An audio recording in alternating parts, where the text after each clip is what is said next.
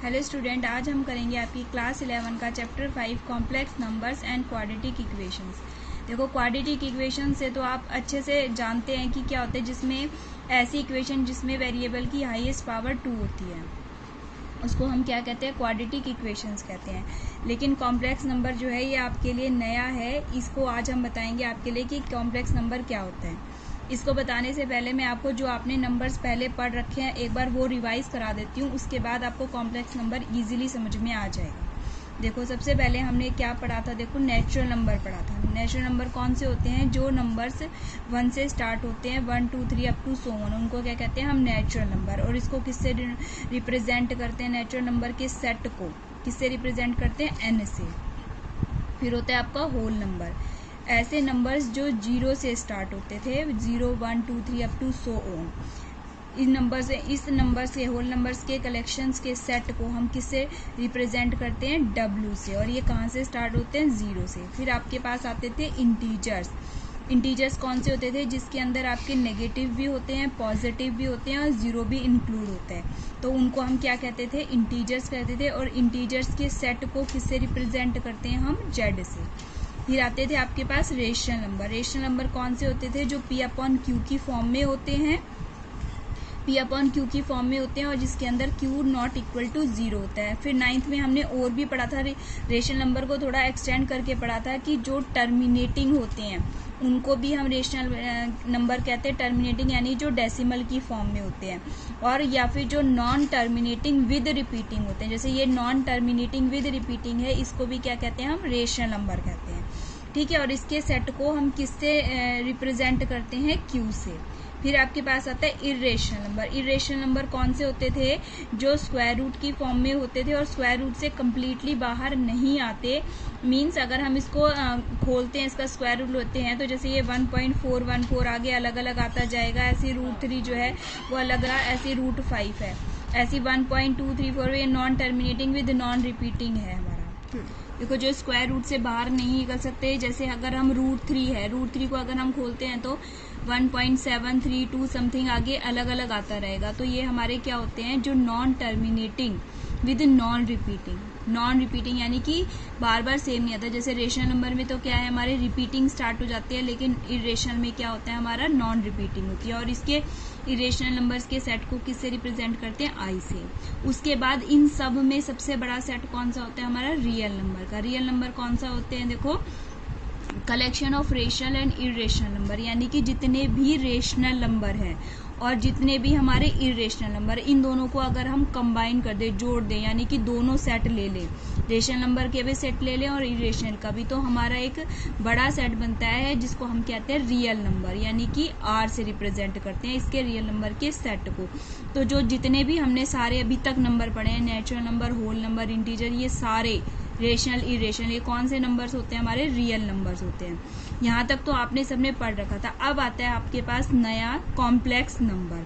Complex numbers का set, इसको किससे रिप्रेजेंट करते हैं हम? C से रिप्रेजेंट करते हैं। इस कोई भी कॉम्प्लेक्स नंबर को किस तरीके से डोनेट करते हैं, या फिर हम इसकी डोनेशन कैसे होती है, हमारी रिप्रेजेंट कैसे कर सकते हैं? तो कोई भी कॉम्प्लेक्स नंबर अगर Z से रिप्रेजेंट करते हैं तो इसको हम लिखते हैं Z = A + आयटा B।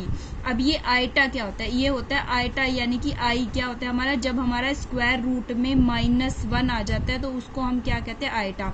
अब ये -1 कैसे आता है? देखो, हमने 10th क्लास में जब हम क्वाड्रेटिक इक्वेशन पढ़ते थे, देखो कोई भी क्वाड्रेटिक इक्वेशन हमारी ऐसे होती थी, ax² + bx + c, तब हम इसका क्या निकालते थे?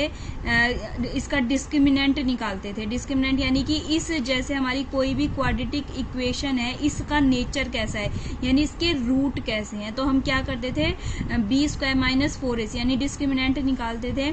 अगर b² - 4ac की वैल्यू ग्रेटर देन 0 आती थी, तब हम कहते थे कि इसके टू डिफरेंट रियल रूट हैं। अगर b² - 4ac की वैल्यू हमारी इक्वल टू 0 आती थी, तो हम कहते थे कि इस क्वाड्रेटिक इक्वेशन के टू इक्वल रियल रूट्स हैं। लेकिन अगर हमारी बी स्क्वायर माइनस 4ac की वैल्यू लेस देन 0 आ जाती थी, यानी 0 से छोटी आती थी, तो हम क्या बोलते थे कि नो रियल रूट, और हम उसको वहीं छोड़ देते थे। 10th में हम इससे आगे नहीं बढ़ते थे। जब भी हमारे पास ये वाली कंडीशन आ जाती थी हम उसको वहीं छोड़ देते थे। इसका मतलब देखो कैसे होता था, माइनस का बी, जैसे किसी भी क्वाड्रेटिक फॉर्मूला क्या होता है हमारे पास, माइनस का b plus minus under root b square minus 4ac upon में 2a होता है। अब बी स्क्वायर माइनस 4ac क्या आ गया मेरा, लेस देन जीरो, यानी कि 0 से छोटा। ये -1 भी हो सकता है, -2 भी हो सकता है। 0 से नंबर लाइन में आप मान के चलो 0 से लेफ्ट वाले सारे आ गए।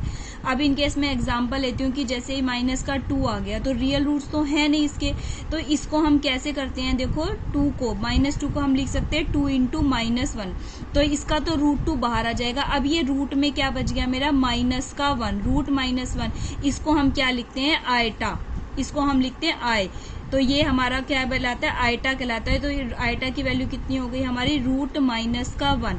और किसी भी कॉम्प्लेक्स नंबर को कैसे रिप्रेजेंट करते हैं, z is equal to a plus iota b की फॉर्म में। और कलेक्शन ऑफ कॉम्प्लेक्स नंबर को हम किससे करते हैं, set of complex number c से करते हैं। ठीक है, अब हमारे पास देखो मैंने कहा आपको किसी भी कॉम्प्लेक्स नंबर को हम a प्लस आयटा b की फॉर्म में करते हैं। तो इसका जो ये a होता है, ये वाला तो है इसका रियल पार्ट, और जो आयटा b के साथ ही आयटा के साथ जो भी मल्टीप्लीकेशन में है, इस पूरे पार्ट को हम क्या कहते हैं, इमेजिनरी पार्ट। देखो a ये वाला रियल और ये वाला क्या होता है हमारा इमेजिनरी पार्ट। अब इसके अंदर जैसे कोई भी आपको z यानी कि कोई भी कॉम्प्लेक्स नंबर 2 + 3 आयटा दे दिया, तो इसका जो 2 होगा ये तो इसका रियल पार्ट है, और जो इसका इमेजिनरी नंबर है, imaginary of complex number z का क्या आ जाएगा हमारा 3, यानी कि आयटा के जो मल्टीप्लाई में है। तो हमारा इसमें रियल पार्ट 2 हो गया और इमेजिनरी पार्ट क्या हो गया हमारा 3। ऐसे ही अगर मेरा 2 - 4 आयटा कोई भी कॉम्प्लेक्स नंबर दे रखा है तो इसका रियल पार्ट कितना आ जाएगा, 2 आ जाएगा, और इसका इमेजिनरी देखो विद साइन लगाते हैं। जैसे यहाँ पे था पॉजिटिव तो हमने +3 लिखा था, यहाँ पर क्या लिखेंगे हम, -4, तो इमेजिनरी पार्ट क्या हो जाएगा हमारा, -4 आ जाएगा। अच्छा, अगर हमें किसी भी दो कॉम्प्लेक्स नंबर को कंपेयर करना हो तो हम कैसे लिखेंगे, मान लिया दो कॉम्प्लेक्स नंबर हमारे Z1 और Z2 है, तो हमने Z1 is equal to Z2 कर दिया। मैंने आपको बताया कि कॉम्प्लेक्स नंबर को कैसे रिप्रेजेंट करते हैं, a प्लस आयटा b की, तो Z1 की वैल्यू क्या होगी मेरी a1 प्लस आयटा b1, और Z2 की क्या होगी मेरी a2 प्लस आयटा b2। तो अब जब हम कंपेयर करेंगे तो देखो रियल नंबर से तो रियल नंबर यानी a1 is equal to a2 आएगा, और ये इमेजिनरी नंबर से इमेजिनरी नंबर यानी कि b1 is equal to b2। इस वाले टाइप के क्वेश्चन आ जाते हैं दो नंबर में, जैसे आपको कॉम्प्लेक्स नंबर दे दिए, इसमें x और y की वैल्यू निकालनी है कंपेयर करके। तो जैसे 2x plus 3 iota is equal to 4 plus y iota कर दिया, तो हमने रियल नंबर से नियर नंबर को कंपेयर किया, तो यानी 2x इज इक्वल टू 4 कर दिया और y इज इक्वल टू 3 कर दिया। तो यहाँ पर x की वैल्यू कितनी आ जाएगी हमारी 2 आ जाएगी, और y की कितनी आ गई 3 आ जाएगी। अब हमारे पास होता है देखो एडिशन ऑफ 2 कॉम्प्लेक्स नंबर। तो क्या अगर हम दो कॉम्प्लेक्स नंबर को जब हम इसका मतलब क्या है कि कोई भी दो कॉम्प्लेक्स नंबर अगर हमने लिए, तो अगर कॉम्प्लेक्स नंबर को ऐड करेंगे, हम कोई भी दो कॉम्प्लेक्स नंबर को ऐड करते हैं तो क्या मिलता है हमारे, एक कॉम्प्लेक्स नंबर ही मिलता है। कोई भी कॉम्प्लेक्स नंबर के दो कॉम्प्लेक्स नंबर हमने ऐड कर लिए, कॉम्प्लेक्स सेट में से अगर कोई भी दो कॉम्प्लेक्स नंबर ऐड करे तो हमें क्या मिलेगा, एक कॉम्प्लेक्स नंबर। तो इसको क्या कहते हैं, कौन सी प्रॉपर्टी, क्लोजर प्रॉपर्टी। अगर हम दो कॉम्प्लेक्स नंबर को Z1 प्लस Z2 करें या फिर Z2 प्लस Z1 करें, यानी कि इनका ऑर्डर चेंज कर दें, तो भी आंसर हमारा क्या आएगा, इक्वल ही आएगा। तो इसको कौन सी प्रॉपर्टी कहते हैं हम, कॉम्यूटेटिव प्रॉपर्टी। अच्छा, अगर हमारे पास 3 कॉम्प्लेक्स नंबर हैं तो उसमें पहले Z1 और Z2 को ऐड कर दें और उसके बाद Z3 को करें, तो जो आंसर हमारा यहाँ आएगा वही आंसर हमारा Z2 प्लस Z3 करके और फिर बाद में Z1 ऐड करें तो वही आंसर हमारा तब भी आएगा। तो इसको क्या कहते हैं हम, एसोसिएटिव प्रॉपर्टी। अब अगर यही वाली प्रॉपर्टी अब हम सब्ट्रैक्शन में लगाना चाहें, मीन्स अगर मैं अब Z1 प्लस Z2 करा था, अगर मैं अब Z1 माइनस Z2 करूं तो भी हमारे को क्या मिलेगा, एक कॉम्प्लेक्स नंबर ही मिलेगा ऑलवेज। तो ये जो क्लोजर प्रॉपर्टी है ये सब्ट्रैक्शन में भी अलाउड होती है, यानी कि ये इसमें भी मानी जाती है, यानी कि करेक्ट हो जाएगा। ये भी इसके लिए करेक्ट है और ये भी क्या हो जाएगा, इसके लिए करेक्ट हो जाएगा। अब मैं बात करूँ कॉम्यूटेटिव की, तो कॉम्यूटेटिव में क्या होता है कि सब्ट्रैक्शन में ये नहीं होता। मीन्स अगर मैं Z1 में से Z2 माइनस करूं तो ये जो मेरा आंसर आएगा वो नॉट इक्वल टू होगा मेरा किस में से, Z2 में से Z1 माइनस करूं तो ये दोनों डिफरेंस आएंगे। तो कम्यूटेटिव प्रॉपर्टी जो होती है हमारी एडिशन में तो अलाउड करती है लेकिन सब्ट्रैक्शन में अलाउड नहीं करती है। इसी तरीके से एसोसिएटिव प्रॉपर्टी हमारी एडिशन में तो होती है लेकिन सब्ट्रैक्शन में नहीं होती है। मीन्स अगर मैं Z1 में से Z2 माइनस करके और फिर Z3 ऐड करूं या Z3 फिर सब्ट्रैक्ट कर दूं तो यहाँ पर मैं अगर Z1 माइनस में Z2 माइनस Z3 करूंगी तो ये आंसर मेरा इसके इक्वल नहीं आएगा। तो यानी कि एसोसिएटिव प्रॉपर्टी भी अलाउड नहीं करते हैं हमारा कॉम्प्लेक्स नंबर में। अब आती है हमारी देखो कॉम्प्लेक्स नंबर में एडिटिव आइडेंटिटी। आइडेंटिटी का मीन्स क्या होता है बच्चों की अगर हम कोई भी आपको कॉम्प्लेक्स नंबर दे दिया गया उसके अंदर आप क्या ऐड करो कि वो वापस से वही वाला कॉम्प्लेक्स नंबर आ जाए। तो एडिटिव आइडेंटिटी कॉम्प्लेक्स नंबर में क्या होती है हमारी जीरो होती है कि क्योंकि अगर हम किसी भी कॉम्प्लेक्स नंबर में जीरो ऐड करेंगे तो इटसेल्फ कॉम्प्लेक्स नंबर ही आता है। देखो अगर आप कहो जीरो ऐड कैसे करेंगे तो हम इसको जीरो को कैसे लिख सकते हैं बच्चों, जीरो प्लस में जीरो आएटा। तो हम कॉम्प्लेक्स नंबर में तो ये वाला जो इमेजिनरी में उसमें इमेजिनरी ऐड करेंगे और रियल वाले में रियल ऐड करेंगे यानी 3 प्लस 0 3 आ जाएगा और 2 आइटा प्लस 0 आइटा क्या आ जाएगा हमारा 2 आइटा।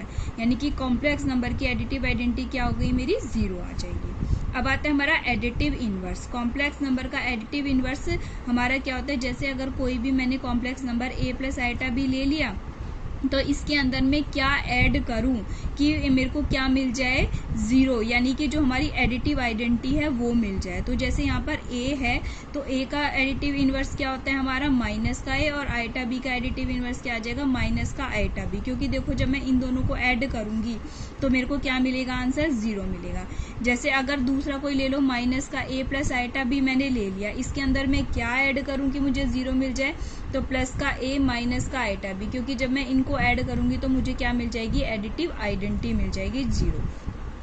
अब हम बात करते हैं दो कॉम्प्लेक्स नंबर के मल्टीप्लिकेशन की। देखो अगर मैं कोई भी दो कॉम्प्लेक्स नंबर को मल्टीप्लाई करती हूँ, मल्टीप्लाई करने के बाद भी मुझे क्या मिलेगा, एक कॉम्प्लेक्स नंबर ही मिलेगा। यानी कि ये क्लोजर लॉ होता है हमारा कि किसी भी सेट में से कोई भी दो नंबर लेने के बाद अगर वो जो तीसरा नंबर हमारा आएगा वो उसी सेट में से ही आता है तो उसको कहते हैं क्लोजर लॉ। तो अगर मैंने दो कॉम्प्लेक्स नंबर को प्रोडक्ट करा तो मेरे को क्या मिलेगा, ऑलवेज एक कॉम्प्लेक्स नंबर मिलेगा, यानी कि क्लोजर लॉ इसके अंदर होल्ड करता है। अब आता है हमारा कॉम्यूटेटिव लॉ। कॉम्यूटेटिव यानी कि अगर मैं Z1 की मल्टीप्लाई Z2 से करूं तो जो आंसर मेरा यहाँ आएगा वही आंसर मेरा Z2 में मल्टीप्लाई करूं Z1 की तो आंसर सेम आएगा। अब आता है हमारा एसोसिएटिव लॉ, यानी कि Z1 और Z2 की मल्टीप्लाई करें और उसके बाद Z3 की करें या फिर Z2 और Z3 की करके फिर Z1 करेंगे तो आंसर क्या आएगा हमारा इक्वल आएगा। तो ये एसोसिएटिव लॉ भी होल्ड करता है। अब जैसे हमारी एडिटिव आइडेंटिटी होती है इसी तरीके से हमारी होती है मल्टीप्लिकेटिव आइडेंटिटी। इट मीन्स क्या है कि किसी भी कॉम्प्लेक्स नंबर में मैं किसकी मल्टीप्लाई करूं कि जो हमारा कॉम्प्लेक्स नंबर है वापस से आ जाए, तो ये क्या होती है मेरा 1 होता है। क्योंकि Z में अगर मैं 1 की मल्टीप्लाई करूंगी तो 1 को मैं कैसे लिख सकती हूँ बच्चों, जैसे ये रियल नंबर प्लस में 0 इंटू में आएटा। अब जब इसकी मल्टीप्लाई Z की इससे करेंगे यानी 1 से करेंगे तो ये वापस से क्या आ जाएगा मेरा इटसेल्फ कॉम्प्लेक्स नंबर ही आ जाएगा। तो इसीलिए कॉम्प्लेक्स नंबर की मल्टीप्लिकेटिव आइडेंटिटी क्या होती है हमारी 1। अब आता है हमारा मल्टीप्लिकेटिव इनवर्स। मल्टीप्लिकेटिव इनवर्स यानी कि Z के अंदर किसी भी कॉम्प्लेक्स के अंदर हमें किसकी मल्टीप्लाई करूं कि मुझे क्या मिल जाए, मल्टीप्लिकेटिव आइडेंटिटी मिल जाए। एडिटिव आइडेंटिटी नहीं, मल्टीप्लिकेटिव आइडेंटिटी, वो क्या है मेरी 1 है। तो यहाँ पे Z है तो Z के अंदर मैं किसकी मल्टीप्लाई करूँ, तो जैसे Z है Z के अंदर मैं किसकी मल्टीप्लाई करूंगी 1/Z की करूंगी, क्योंकि ये Z से Z कैंसिल आउट हो जाएगा और फिर क्या मिल जाएगी मुझे मल्टीप्लिकेटिव आइडेंटिटी मिल जाएगी।